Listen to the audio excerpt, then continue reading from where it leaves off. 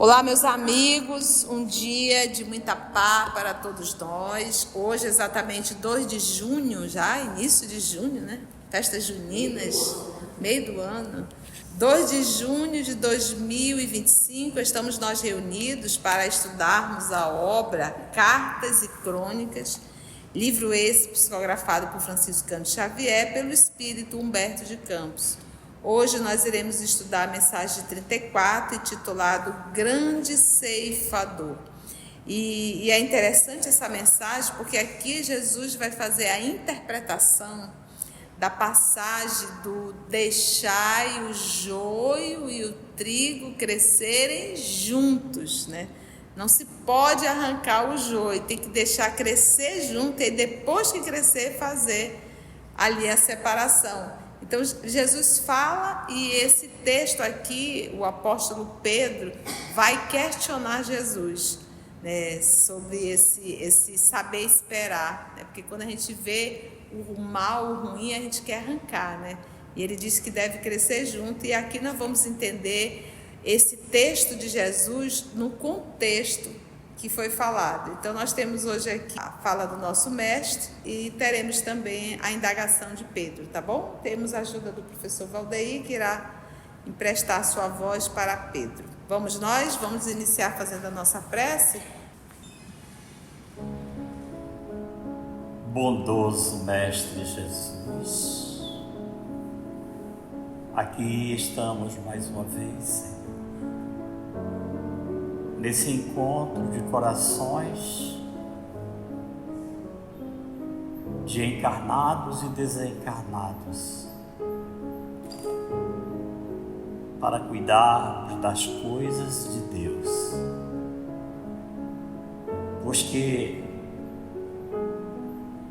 na condição de almas que voltam para a necessária recapitulação, temos necessidade desse aprendizado, Senhor. E Tu és o nosso Mestre, que nos ensinastes, nos ensinas e nos ensinarás sempre. E nós, Teus eternos aprendizes, buscamos, embora ainda timidamente, a nossa espiritualidade, mas ainda ovelhas arredias, muitas vezes hesitamos entre os interesses do mundo e te seguir verdadeiramente. E aqui estamos, Senhor, para aprendermos contigo. Ensina-nos, Mestre querido, e envolve-nos com a Tua paz, hoje e sempre, que assim seja. O grande ceifador, comentando certas dificuldades da genuína propaganda, genuína é verdadeira propaganda espírita, e a gente sabe que a verdadeira propaganda da doutrina espírita são as nossas atitudes. Olha fulano é tão diferente, né? Uma pessoa tão legal, tão compreensivo. Alguém diz assim, é espírita ele. Ah, será? Então isso deve ser bom, né? Da mesma forma, tem aquela pessoa encapetada, injuriada, mas essa pessoa é um cão, né? Aí alguém diz assim, é espírita isso. Entendeu? Aí é uma propaganda negativa, né? Por isso é que o João Evangelista, né, na verdade Francisco de Assis, vão e levem o Evangelho, se for preciso, falem. Então, a nossa atitude, a nossa vivência é o Evangelho vivo. E aí a gente acaba realmente chamando a atenção e acabamos divulgando a doutrina da melhor forma possível.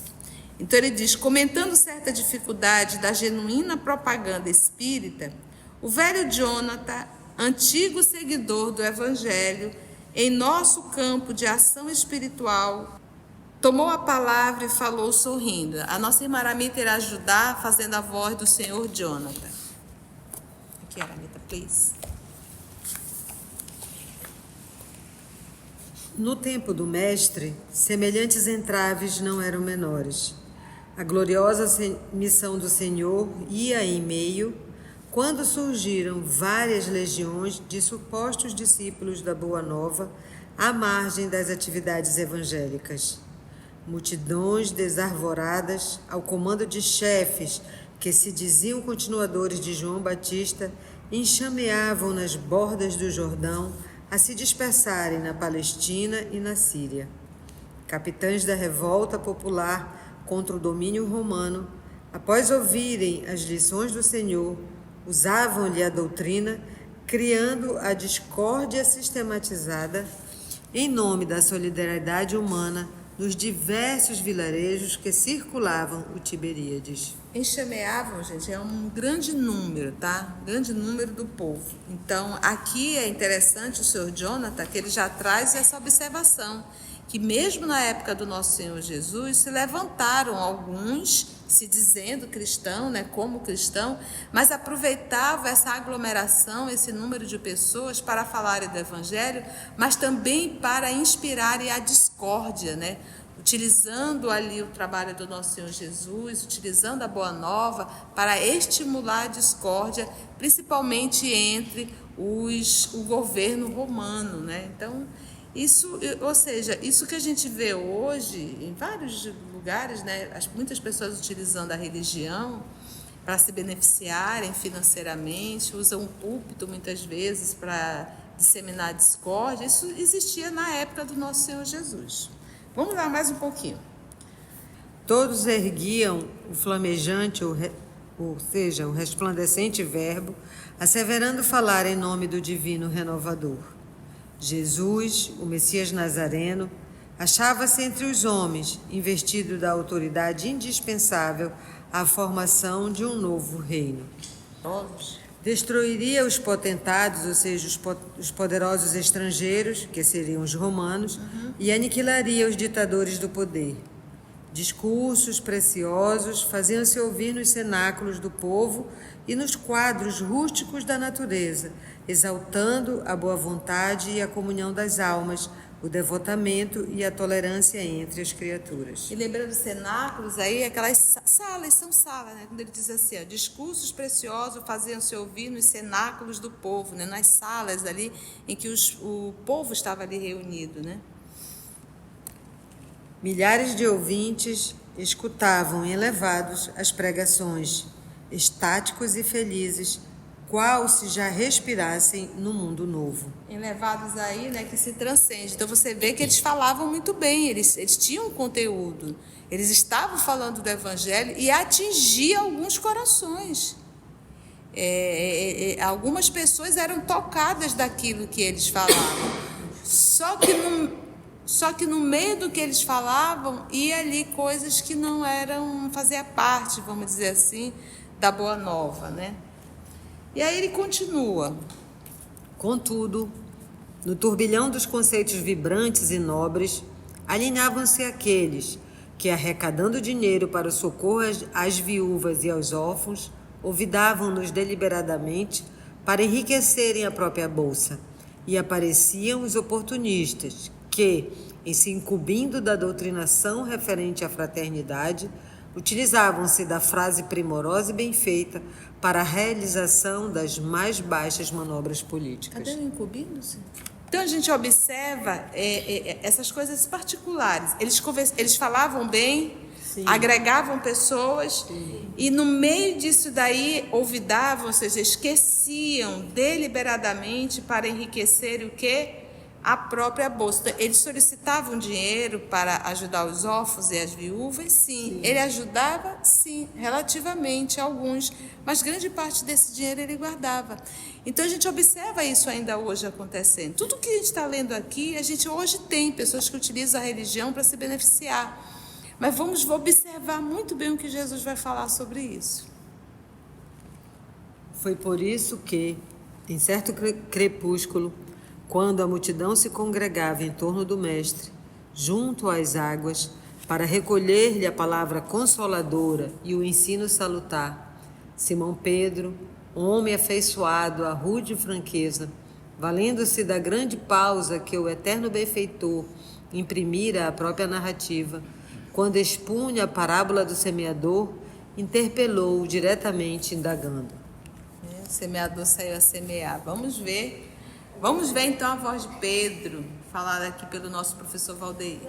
Mas essa era a característica de Pedro, né? Porque pior do que a rude franqueza é o dissimulado. Né? A pessoa dissimulada, é muito difícil de você viver com uma pessoa dissimulada. E a pessoa espontânea, a pessoa franca, né? Você conhece essa pessoa. Você até diz, fulano vai ter um ataque, né? A própria tia, né? Diz, Maria, não fala que a tia vai ter um...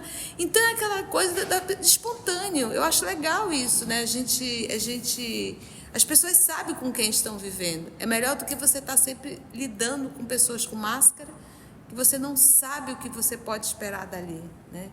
Então, Pedro era esse, era grosseirão, não tinha, como diz o povo, papa na língua, não tinha, mas Jesus admirava. Não tinha filtro, tá? Ele não tinha filtro, né?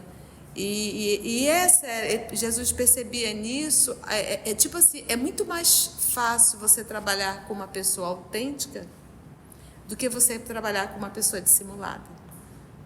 Então, é como se fosse assim, o terreno do Pedro era muito mais fácil de plantar, de semear e essa semente poder germinar. E aí, qual é a abordagem de Pedro?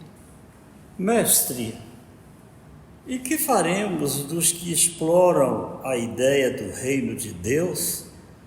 Em muitos lugares, encontramos aqueles que formam grupos de serviço em nome da boa nova nascente, tumultuando corações em proveito próprio. Agitam a mente popular e formulam promessas que não podem cumprir.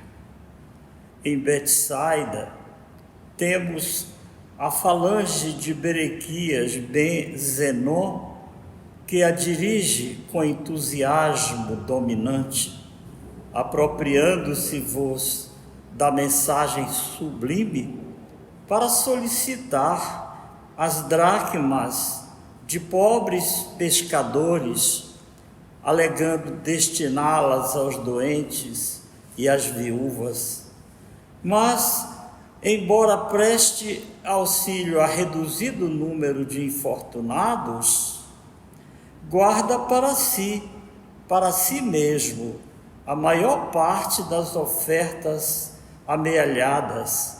E, ainda hoje em Cafarnaum, ouvi a prédica brilhante de Aminadab ben Azor, que se prevalece de vossas lições divinas para induzir o povo à indisciplina e à perturbação. Não obstante, pronuncia afirmativas e preces que reconfortam o espírito dos que sofrem nos caminhos árduos da terra. Como agir, Senhor? Será justo nos subordinemos à astúcia dos ambiciosos e à manha dos velhacos? Como relegar o Evangelho à dominação de quantos se rendem à vaidade e à avidez da posse, ao egocentrismo e à loucura? Velhacos, gente, aí são os enganadores, tá bom? Então a gente percebe nessa pergunta, nessa indagação de Pedro, algo muito atual, né? Então, quantas pessoas não utilizam da religião para se beneficiar financeiramente, né? Quantas pessoas não se utilizam da religião para manipular? Então, a gente vê, mas ao mesmo tempo essas pessoas, elas estão conduzindo uma multidão. Milhares de pessoas, ou centenas de pessoas estão ali ouvindo e se esforçando para se tornar melhor. Então, tem coisa ruim? Tem. Mas tem coisa boa? Tem. Entendeu aí o joio e o trigo junto? Que essa é a explicação que o nosso Senhor Jesus vai nos trazer. Por isso que Jesus falou que o joio e o trigo, eles devem crescer o quê? Juntos, né? Então, a gente não tem que maldizer, combater. Não, deixa que... Gente, nós estamos submetidos à lei que rege o universo. Ninguém foge dessa lei. Então, eu não preciso pedir a Deus que faça algo, porque todos nós já estamos submetidos a essa lei. Jesus meditou alguns instantes e Jesus respondeu. Vou pedir para a nossa irmã Carla fazer a voz do nosso Senhor Jesus. Simão, antes de tudo, é preciso considerar que o crime confesso encontra na lei a corrigenda estabelecida. Quem rouba é furtado, quem ilude os outros engana a si próprio, e quem fere será ferido. É isso, gente. Então, ele está pedindo aqui, Senhor, toma uma atitude. Ele diz assim, ô Simão,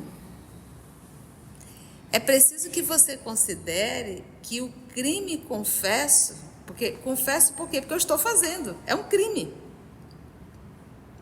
O fato de eu estar fazendo, isso já é um crime confesso. Eu estou realizando ele, eu dei vida ao crime. Encontra na lei, e esse lei, você viu que ele colocou com L maiúsculo? De que lei ele está falando? Lei de Deus. Da lei de Deus.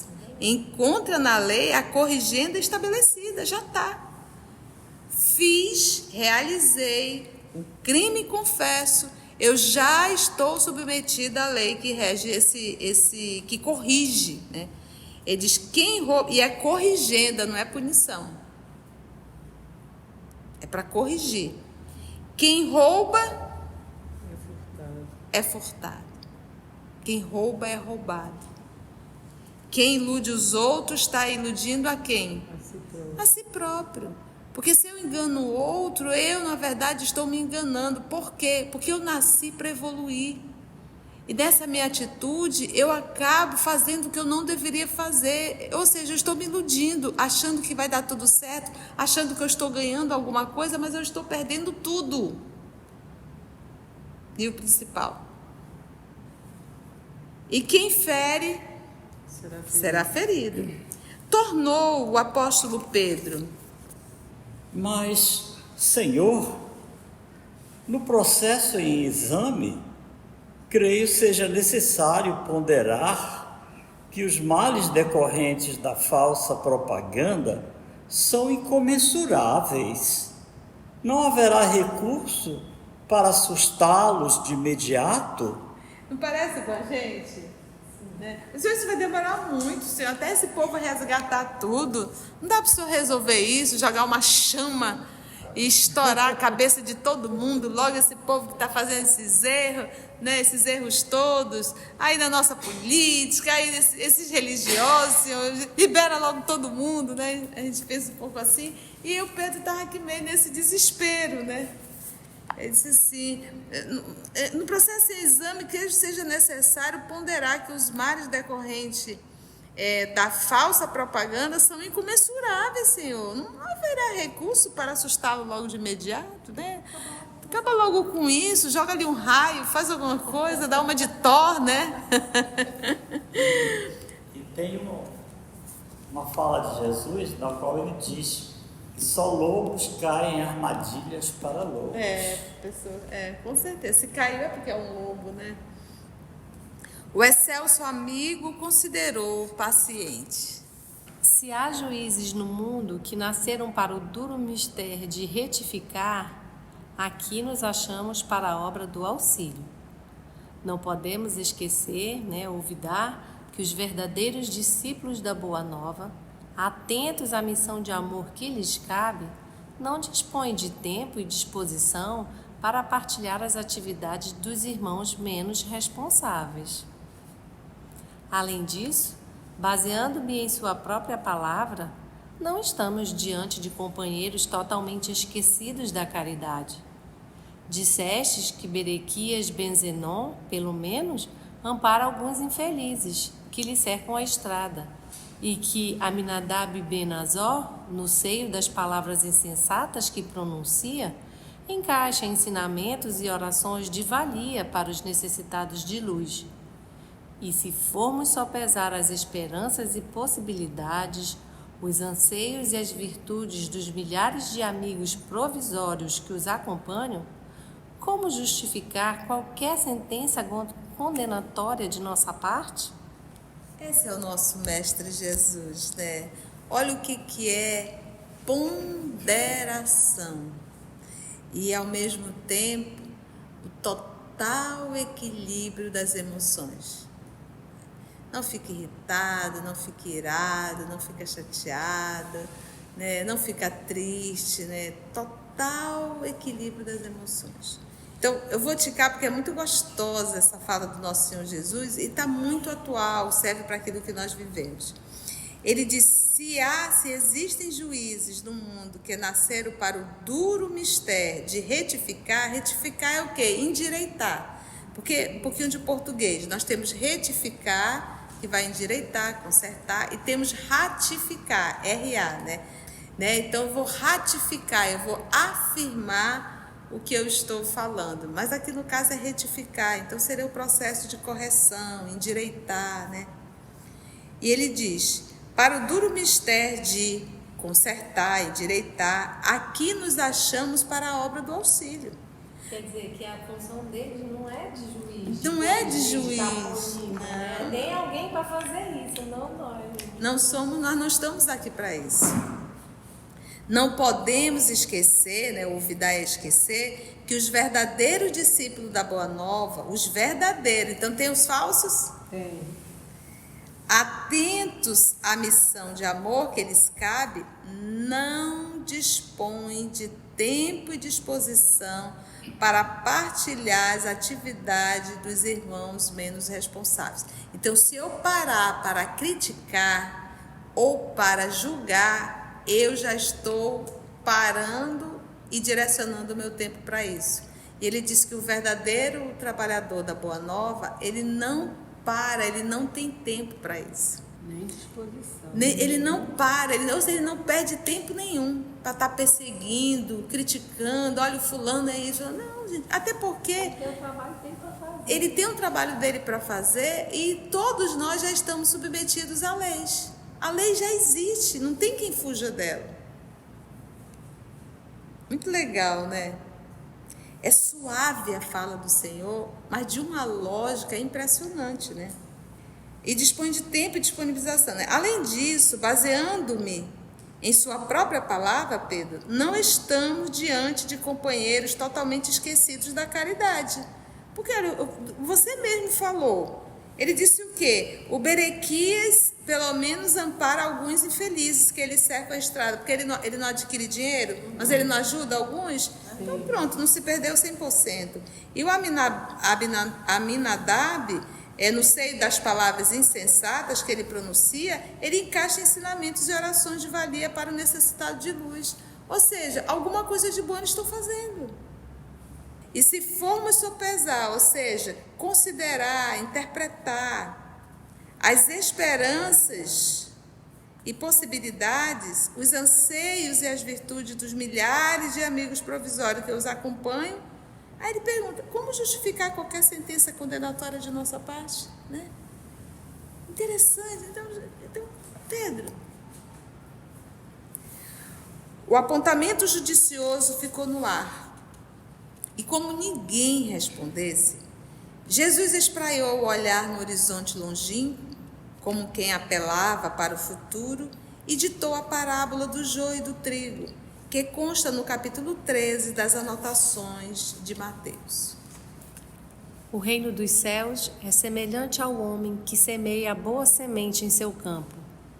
Mas, ao dormir, eis que veio o inimigo e semeou o joio no meio do trigo, retirando-se após. Quando a erva cresceu e frutificou, apareceu também o joio. E os servos desse pai de família, indo ter com ele, disseram-lhe: Senhor, não semeaste no campo a boa semente? Por que a intromissão do joio? E ele lhes disse: Um adversário é quem fez isso. E os servos acentuaram: Queres, pois, que o arranquemos? Respondeu-lhe, porém, o Senhor: Isso não, para que não aconteça, extirpemos o joio, sacrificando o trigo. Deixemo-los crescer juntos até a ceifa. Nessa ocasião, direi aos trabalhadores: colhei primeiramente o joio, para que seja queimado, e ajuntai o trigo no meu celeiro. Então agora a gente entende esse texto e qual foi o contexto. Então, quando a gente para pensar, vamos pegar então essa pessoa que está ali, vou pegar aqui um deles, para a gente não citar. Vamos pegar o Berequias, por exemplo. Ele está fazendo trabalho, ele está recolhendo dinheiro, ele está ajudando as viúvas, ele guarda um pouquinho para ele. Se de repente o nosso Senhor Jesus for lá chamar a atenção dele, né, ou seja, arrancar o joio, né, e dizer, você não deve mais fazer isso, ele arranca o joio, mas arranca também toda a predisposição do Berequias de fazer o trabalho do Evangelho. E também ele fala das esperanças e possibilidades, anseios das pessoas que convivem com ele. Ainda mais e ainda mais esse pessoal que ele está em volta também. Está em volta dele. Que ele pode ficar, mas pode ajudar, né? Ele fica, então, quando se for arrancar o joio, seria na ideia de Pedro, né, tirar o Berequias, não tira o Berequias nisso, arranca o Berequias, arranca a predisposição dele do Evangelho, ou seja, ele não vai mais querer, e ainda tem os seguidores, como traz aqui a Carlinha, lembrando o texto, né? Então, olha só, então deixa tudo crescer junto. Crescer. E se nós observarmos, se a gente pegar o joio e pegarmos o trigo, gente, não tem diferença. A diferença é que quando você pega o joio, que você esfarela ele nas mãos, ele não tem semente dentro. Não tem, né? O cereal, o trigo, ele não tem. Mas a palha é idêntica, idêntica. Já o trigo não, você esfarela e você vai encontrar ali as sementes dentro, né? O cereal. E no joio não. O joio você esfarela, só tem casca, não tem nada dentro, né? É muito interessante isso. Claro, professor. Às vezes, nas próprias casas espíritas, se descarta trabalhadores só porque eles apresentem determinadas falhas. E os talentos que esses trabalhadores têm. Exatamente, professor. Se ali onde o trabalho é do Cristo, eles não forem aproveitados, aceitos, trabalhados, como nós mesmos estamos nos desenvolvendo no próprio trabalho é que a gente está se melhorando. Se a gente for ver como éramos lá atrás, se não tivessem nos aceitado na obra, não é? Então, às vezes acontece isso na própria casa espírita. Obviamente, né, a gente sempre tem assim, eu digo que a gente tem que ter muito cuidado, né, quando a gente deve aceitar, e claro, o trabalho é do Cristo, mas a gente só tem que ter o discernimento para saber colocar a pessoa no lugar exato, né, para que a gente também, como tem um dito popular, a gente não pode colocar jabuti em uma árvore, né? Então a gente só tem que ter realmente esse cuidado para que a pessoa possa fazer o trabalho sem se machucar e sem machucar ninguém. O que eu estou querendo dizer? Uma pessoa super séria, muito ríspida, você vai colocar para ser recepcionista da instituição espírita? Né? Não dá, né? Então são coisas que a gente tem que ter um pouco de bom senso nesse processo, até para depois você não chegar e tirar a pessoa. Que aí já não se trata nem aí de caráter, né? A gente está falando mais daquilo, da predisposição realmente, que cada um tem, são seus talentos, né? Aonde a pessoa pode encaixar para fazer, né? Muito legal, professor. Finalizando, ele disse, calou-se o Cristo pensativo. Todavia, Simão, insatisfeito, volveu a perguntar. Mas, Senhor, em nosso caso, quem colherá a verdade, separando-a da mentira? Adorei essa resposta, gente. O mestre sorriu de novo e respondeu. Pedro, o tempo é o grande ceifador. Esperemos por ele, cumprindo o dever que nos compete. A vida e a justiça pertencem ao Pai e o Pai decidirá quanto aos assuntos da vida e da justiça.